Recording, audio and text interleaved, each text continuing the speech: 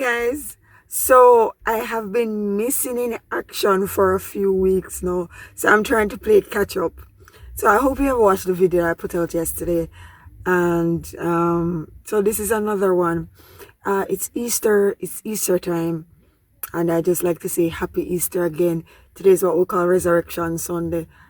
Right, so the message of the resurrection, the message of crucifixion is such an awesome one. Like when you actually stop to think about it, you actually get overwhelmed. So last year, I think for Easter, I spoke about forgiveness, and part of the Easter story, real message, and the real part of the Easter story is about love. So now, this kind of love is not an ordinary kind of love, and today we spoke about, that was basically the theme for today's service, the Father's love. And so when you actually look and you think about it, it's very overwhelming, because as humans, you know how our love go.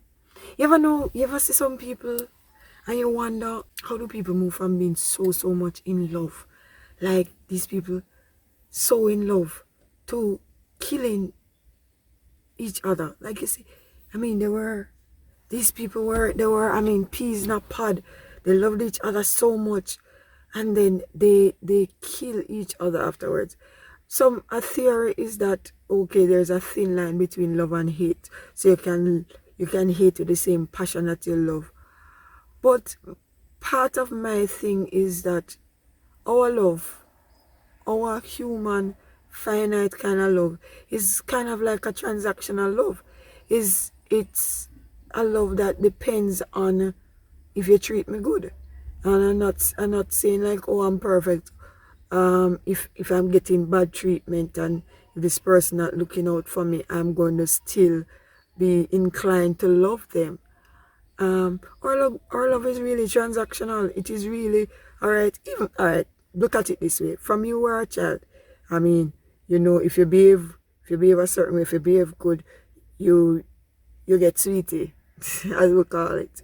You are rewarded for good behavior, and vice versa. If you don't behave good, you get punished.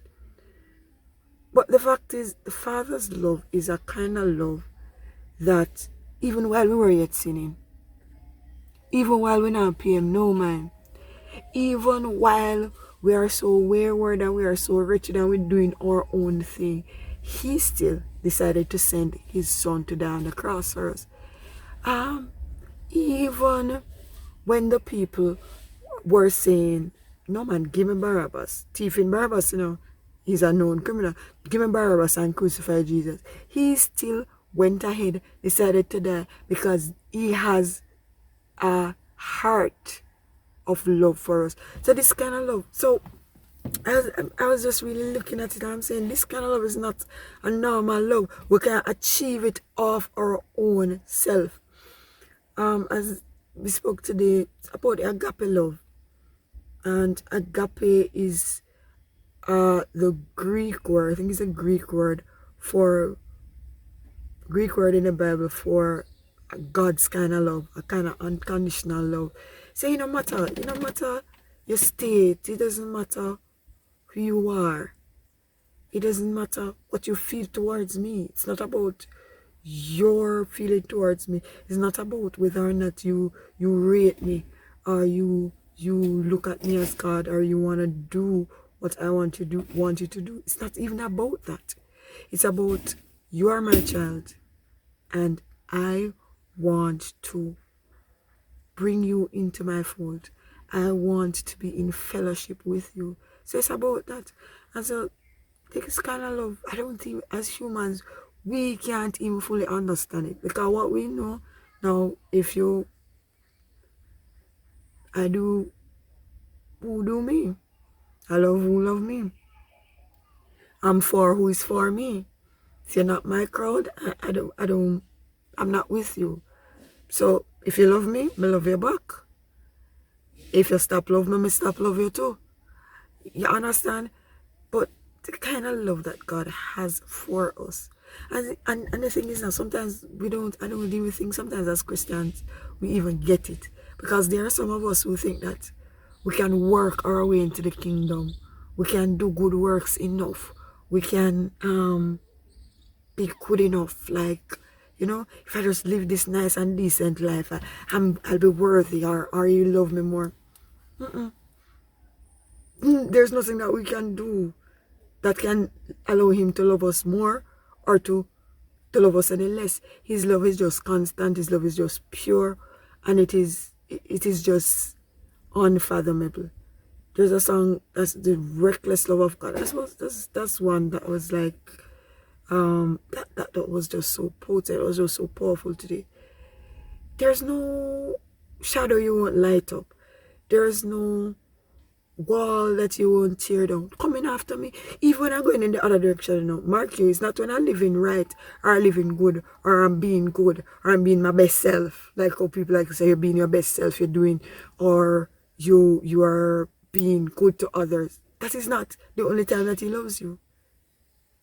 He loves you in spite of you, in spite of your being your worst self, in spite of you being you.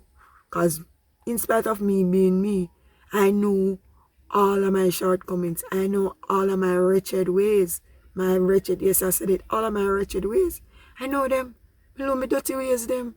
But in spite of that, that's the kind of love that God demonstrates. And it is so important for us to seek after that kind of love. Because that love don't have no condition.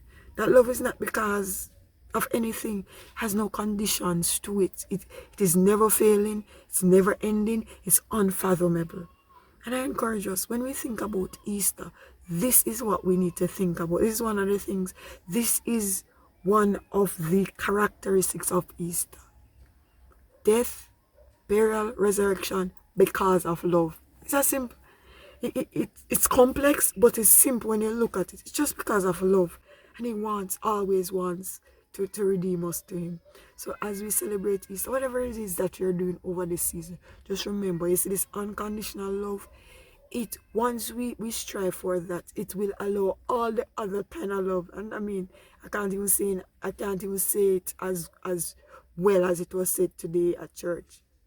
All of the other kind of loves, like, those will fall in place when we seek after that unconditional agape love. Remember, you cannot be good enough to deserve God's love, or you cannot be bad enough to allow him to withdraw his love from you, because his love is unconditional. That's the message of Easter. Happy Easter, everyone, and do enjoy. Remember, God loves you.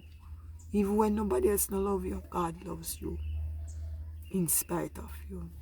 Thank you guys for watching.